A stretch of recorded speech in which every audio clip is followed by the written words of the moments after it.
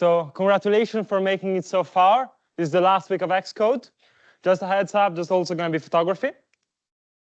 So this week, it's going to do specialization routes. So we actually, as I said, covered the main fundamentals of coding in the past 5 weeks. So this week is all about showing you what can be done.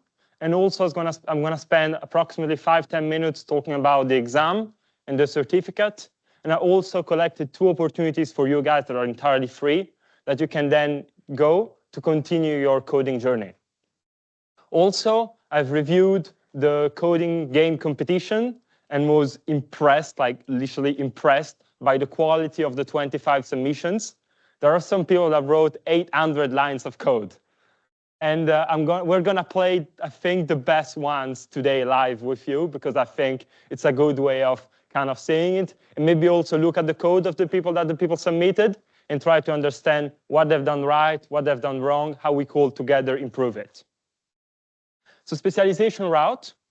The goal of this week is simply to talk a little bit about further ways you can use coding in your career and give examples and give you a little bit of direction of the vastness of the coding ecosystem.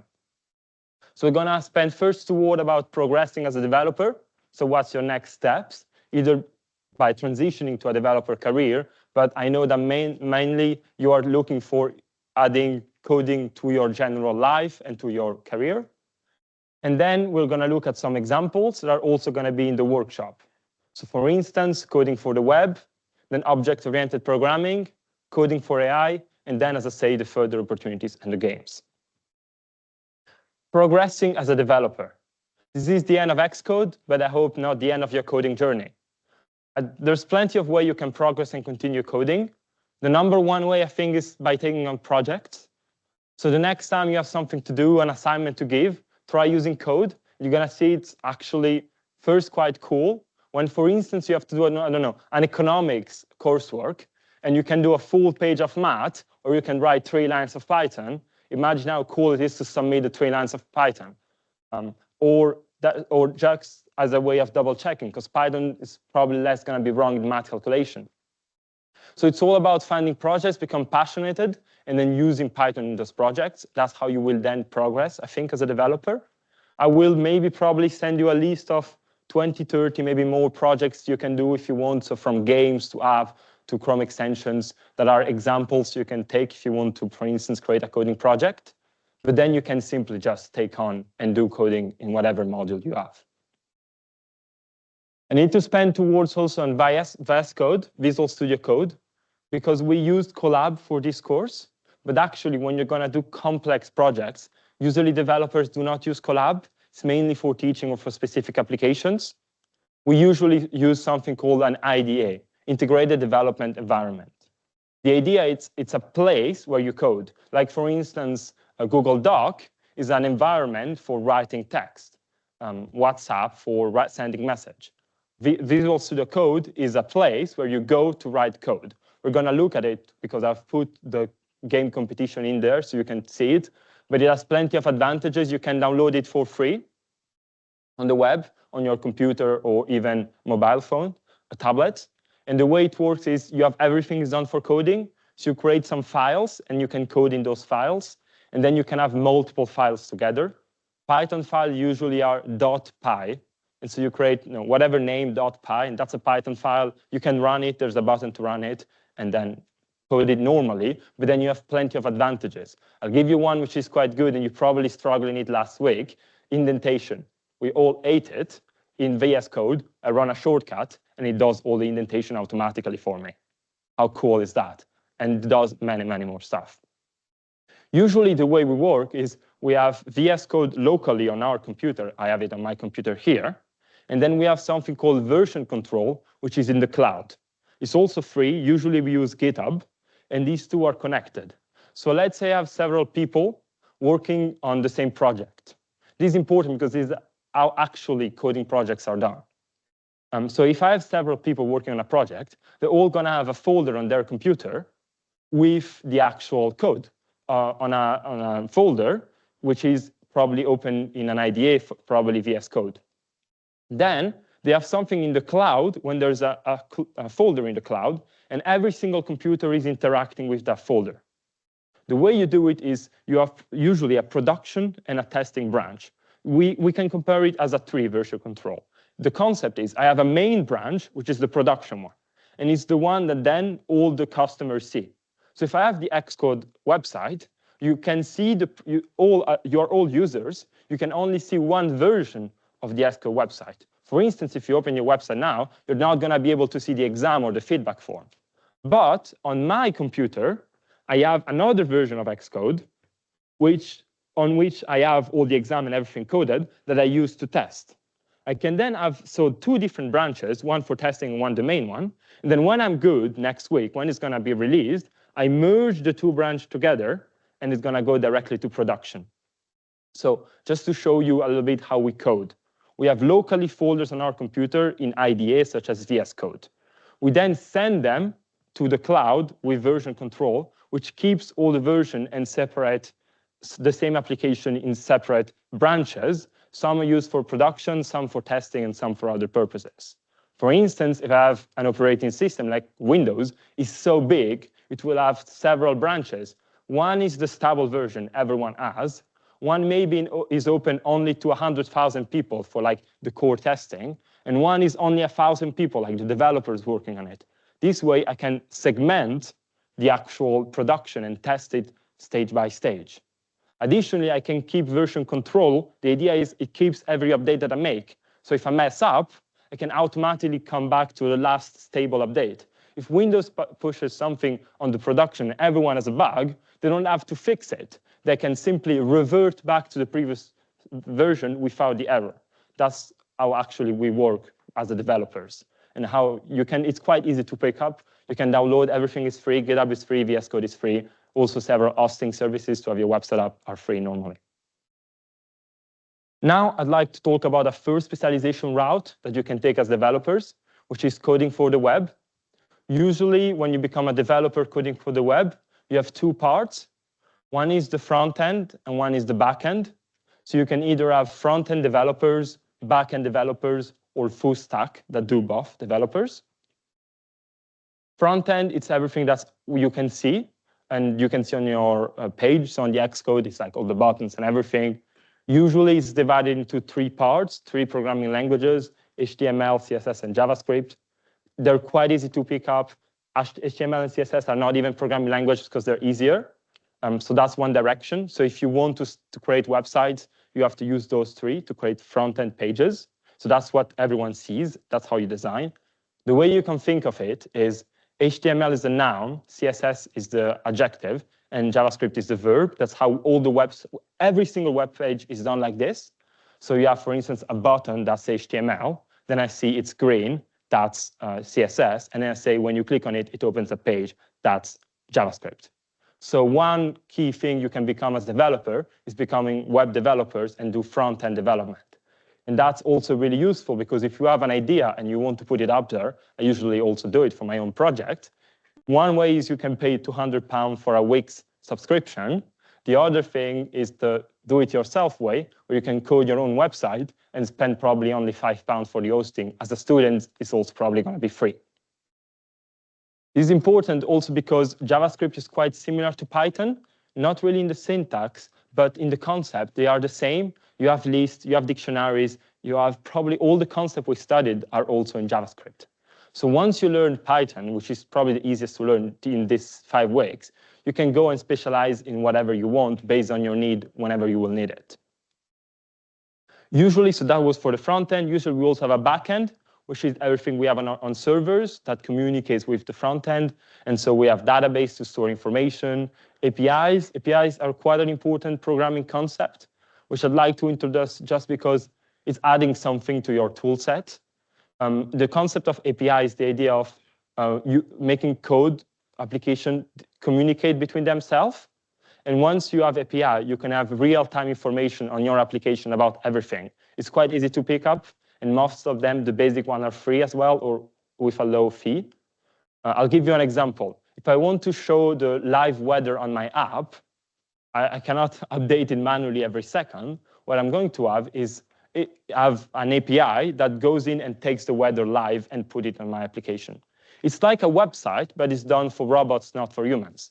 If I want to look at the weather, I'm going to search online with a URL, weather Exeter, and find it, and then look at it. That's exactly the same, but just it's done by a computer. So automatically, my code is going to be like, go to a URL, what's the weather in Exeter? It's a little bit more strict, but it's the same thing. Get the weather, and then you can display it in your application. I'll give you some example on why this is amazing. For instance, you can do stock market trading and create a bot that live can see all the stock market things. Like, imagine how important this is. This is so important, actually, that in the US, they spent billions having low latency cables to connect them to Wall Street to have the minimum latency possible, so the minimum time to get their algorithms to the millisecond ready, because a single millisecond can change a really high level. But at our own level, we could do, for instance, these kind of things. Another thing I can do is download data sets. There's someone from the gaming competition that's done it. So if I want, for instance, to create a game, like from the gaming competition, I created Hangman. The way he did it is he downloaded a data set of all the movies, and then he was selecting one randomly. But more advanced data set, we're going to talk about this later, you can do data analytics. Well, then there's also operating systems. I guess that's a bit quite advanced, but one other specialization route is working within operating systems. It's so complex, there are not a lot of them. It's like Windows, Apple, or Linux. These are the main ones, but that's a career and a specialization. And usually you have developers that specialize in each area of those. So you have app developers, and those can be Android app developers or Apple app developers. There's a programming language for each, so Kotlin for Android and Swift for Apple. But as I said, here again, the concepts are really similar to Python. So if you want to create an app, maybe it's quite a little bit more complex than websites, but you can then learn how to apply Python to apps. And I forgot to say, I'm sorry, but Python can also be used to create websites, especially the backend. It can be used, a lot of applications are done with a backend in Python directly. It's one of the workshops. Then inside of operating system, we have browsers. So you can also create browsers. And inside of browser, usually you also have browser extension developer. Is a really untapped market. But for instance, there are plenty of potential for browser extensions you can code and that exist. And it's quite easy also to pick up. It's probably one of the simpler things to do a browser extension, especially for like Chrome. There's all the documentation. So if you have an idea where you want to create a browser extension, that's a route you can go and create one. So just giving you a little bit of specialization route. So you have the web, browser extensions, operation system, apps. You can also create Windows app and other. Then there's object-oriented programming, which is quite an important concept that we did not introduce because it's a little bit more advanced. I'm going to spend 2 words about it because of how much important it is. And because if you want to create then, for instance, game development, that's another specialization, you need those. So it's the idea that everything is an object. And in Python, actually, it's an object-oriented programming, so everything's an object. So a list is an object. A dictionary is an object. So here you may wonder, what's an object? Well, it's exactly like in real life.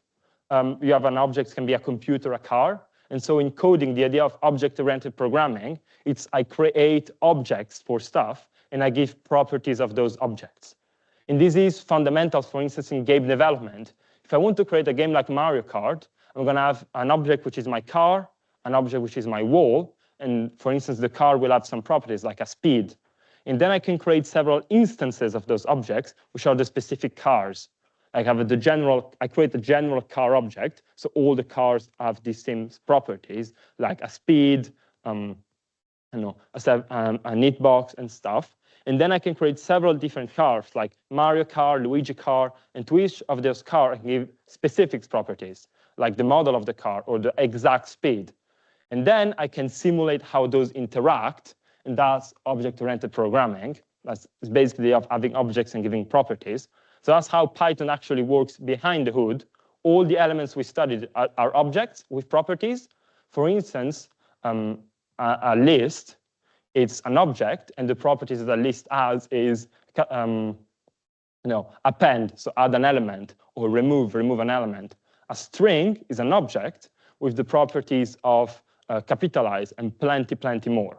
That's important because that's how Python functions under the hood. You don't have to understand it to code in Python, but if you do, you're going to have one step ahead. And if you go to, as we told in first week, there are some languages that are closer to base, so closer to the computer. You can have do more things with objects as well. Then there's advanced data structures and algorithms. Is all another field of research that is fascinating.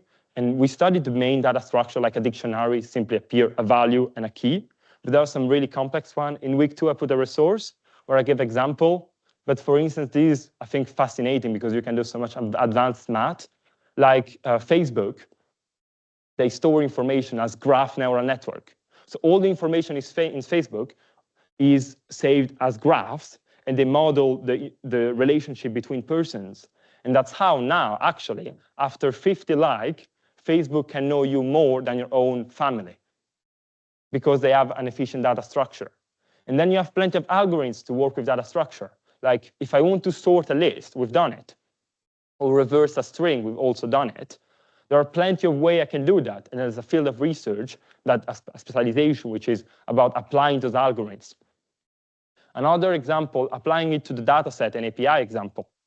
I could use Python to get live information about human development index about a country, or the HEAL and other information about a country.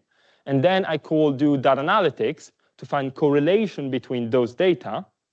And then out of it, create a map showing how those data correlate.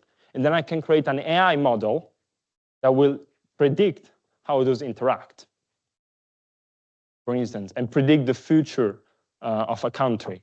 That's how one specialization route. And one thing that maybe if you do a PhD or even a master dissertation, you can use coding for that.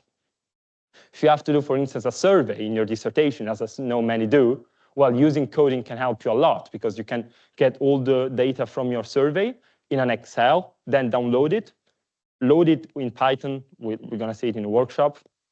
And then once you have it in Python, you can graph it with some libraries and packages. We talked about packages last week. It's things I can add in my code. I don't have to write like 100 lines to do a plot. Actually, the more complex we go, the more easy it can be because it's only one line. If I want to create a plot, it's probably only going to be 3 or 4 lines because someone else done it. And so I only have to do plot this data set, and it's going to plot it for me. And I can see the evolution of my survey or the various data. Then we have cybersecurity. So these are another specialization route. There's plenty of examples, but I got someone talking about it as well, showing for an example an opportunity. And I'll leave you to it. Hi there. This is one. Is it? Hello? I can give you the other one. Test. Yeah. Oh, wait, this one. Oh, yeah. Sorry, I was being dumb. Okay, so this is Hack Southwest. It's Exeter's hack fund for the Exeter Computer Science Society. What is a hack fund? A hack fund is essentially we essentially challenge you to do group coding and put practical understanding to what you've actually achieved in this. We've got a big emphasis on cybersecurity this year as well. So you're going to be hacking into a vulnerable environment. It is legal. It's just in a controlled environment, essentially. So it's completely beginner friendly. Want to emphasize that specifically. You can be any level, and given this, it's a pretty good level because you can do some programming. You can add a project to your CV as well. It's going to be happening in February, so you've got a few months to hone your skills. But when the posters do come out in the forum, please check it out. It's open to everyone. It's going to be groups from all different universities as well. I'm really excited for this event. We're also going to be deploying a new website as well, so just keep informed for that. Thank you.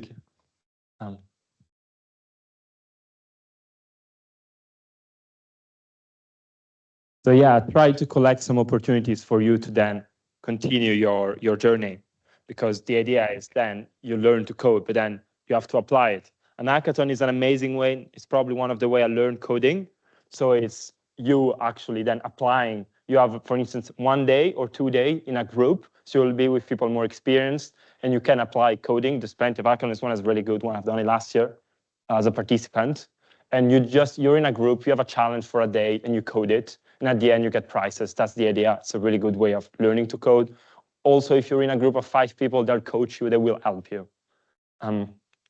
Continuing, so we talk about Python for cybersecurity, which is specialization. Another opportunity I'd like to share is Python for AI, something I'm hugely passionate about.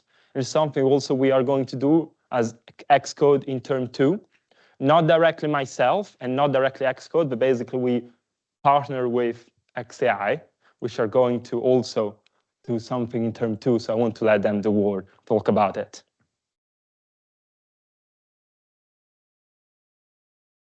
I think it takes a second just to find.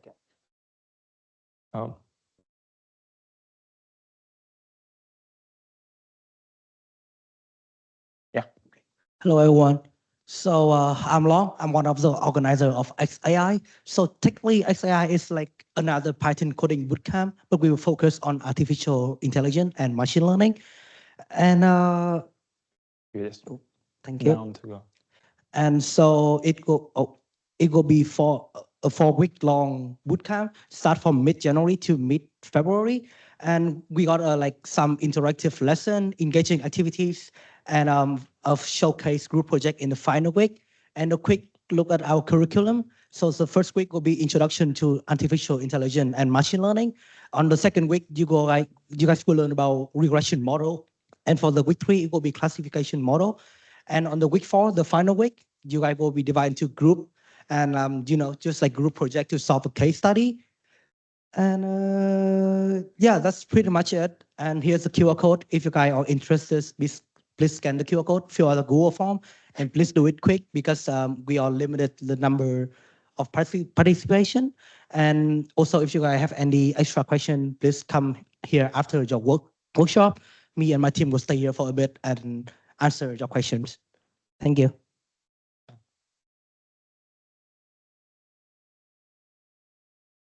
So as a clarification, they're basically kind of a spin-off to Excode. It's going to run in term 2. They're going to do an introduction. And all of you that have a Python certificate, hopefully we'll have next week, with Excode, can then apply it to learning Excode for AI. So AI is another like big thing at the moment, especially in Python. Maybe you can fill that later.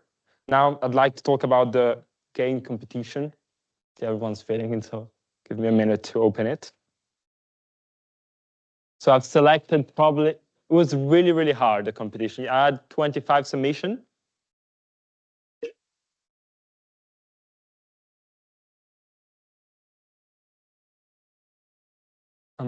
I don't know if the event is going to be streamed live, which we're probably going to try to arrange it. Long, are you going to have the event live as well, XAI?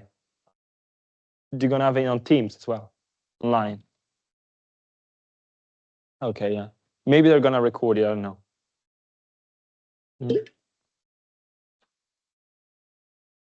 So regarding the game competition, I've scored every single game out of 3 points,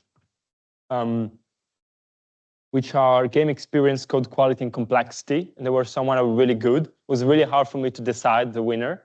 So I've actually decided probably 6 games that I think are amazing, they're really good. So people have gone completely out of their way to do something. I think the average of these 6 games is probably 500 lines of code. And these are all like really, really good games. So I think there's no particular order because I think that all of them have some really, really good point and some things are lacking a little bit. So I've not selected one precise winner out of these 6, simply because there's some that are better in code quality, are a little bit less in game experience, and some are really, really good in game experience, but lose some points in code quality. So the average of these 6 games is approximately the same to the 0.5. So that's why they're all winning. And I'm going to read them, and then we're going to play some of them. So in no particular order, we got Angman by Aaron Kohler. Then we got Nova Terra by Karan Geani. we got Skylanders by Etienne, Christopher John Hackett. Then The Party Game by Simon Randall. 2 more. And then Big T by Stephanie Farrow. And probably the favorite to play, One Last Night by Russell Epworth. So I want to show you VS Code. So that's actually VS Code. We're going to play some of this. So I've selected F5 here. And I want to show you. So that's the game people actually submitted from Excode. So these are all Excode students. So let's play it One Last Night, which I think is probably, like, look at the quality just. I hope you can see and try to make it bigger. No. Know how to make it bigger, wait. Yeah. So that's the game. And these are interactive storyline. So I will feature this 6 game on the Excode website and socials. So this one was really good, I think. So they made a whole interactive story where basically you go around and you're in your house and your house is haunted and you have decisions to make. This one was probably the best for game experience. That's what I thought. So they coded all these things where you can make decisions. Do we want to water the plant or not? No? Okay. And it also mocks you in the process, which is quite fun. And it's quite, I mean, I think it's quite hard. I died at like 5 times before getting it. And well, you have all this story, and if you get the right thing, you can then win. But it's like a to-be continued. It's not like a finish. So I really saw a lot of potential in this game, to be fair, and it's quite fun to do.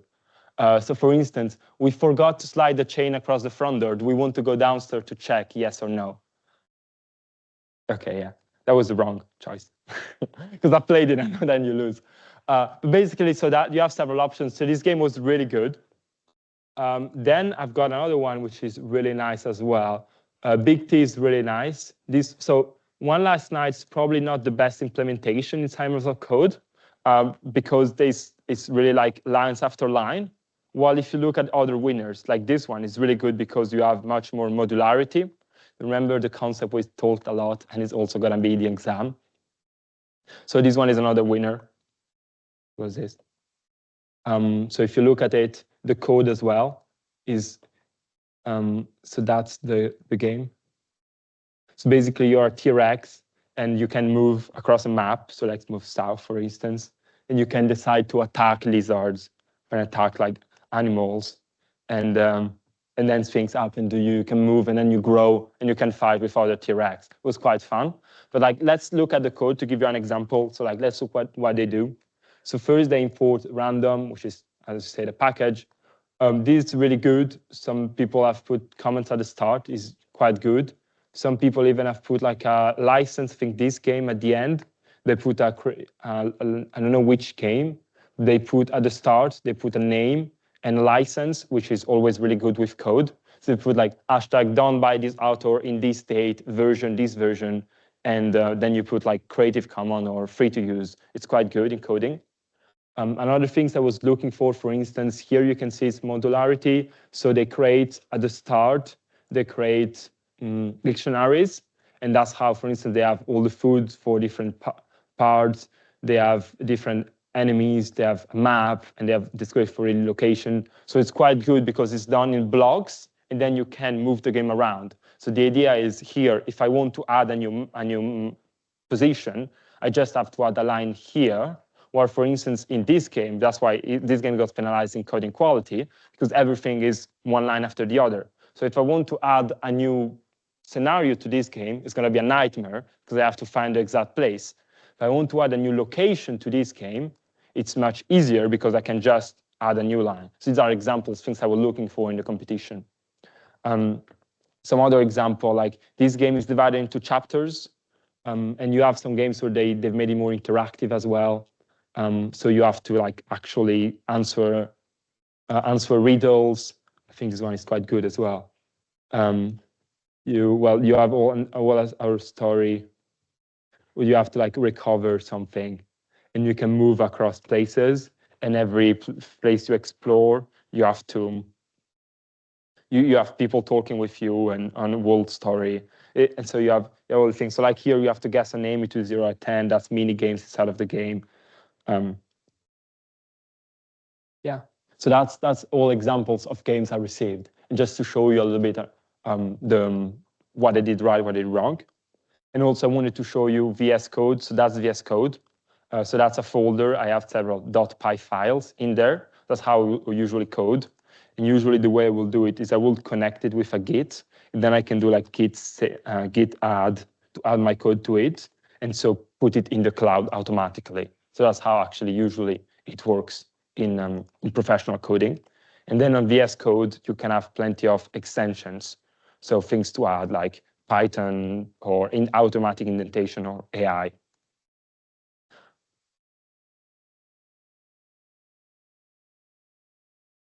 So that's a little bit all for today. I wanted to give you a little bit more advanced opportunity. I'm going to spend 1 minute talking about the exam. So the exam and the feedback is going to be released online next week, Monday the 25th at 8 a.m. The exam is quite chill, don't worry. It's literally just you have as many attempts as you want. If you fail, you can retake it as many times as you want. The way it works is, and please, I always receive like tens of questions via email, so please listen. The way it works is there's 100 questions. Every time you redo it, you get 15. The questions are quite easy. You have 4 options. You select one of the 4, so you don't have to write any code. Otherwise, it will be impossible to correct. So it's all automated. You select one of the 4 options.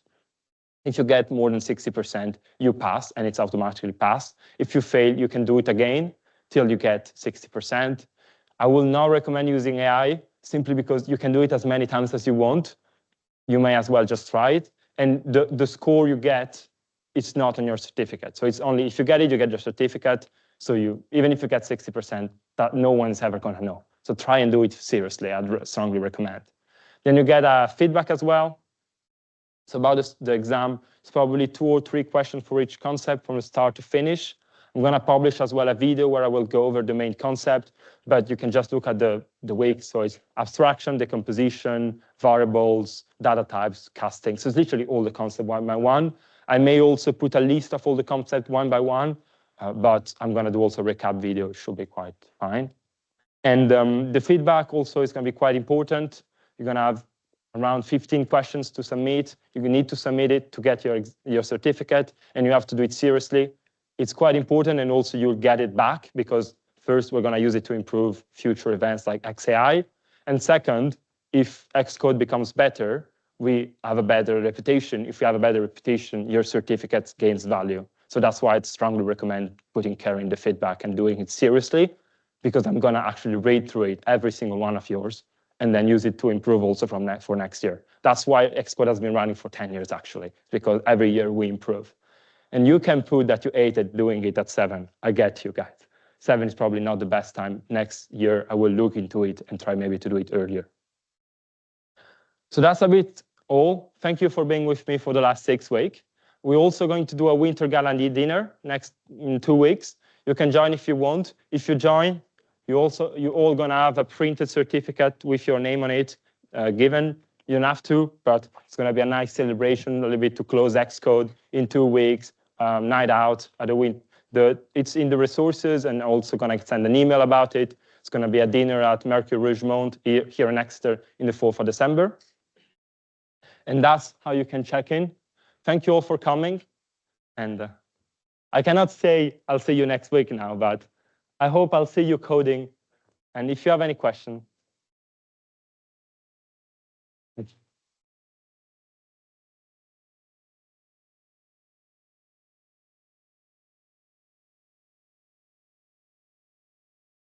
the workshop for this week, I strongly recommend you go. You can ask them any question also from previous workshops.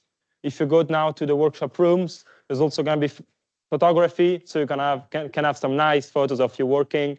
And you can ask the workshop leaders any question from previous workshop or about the topics. So that's a good way to prepare for the exam as well.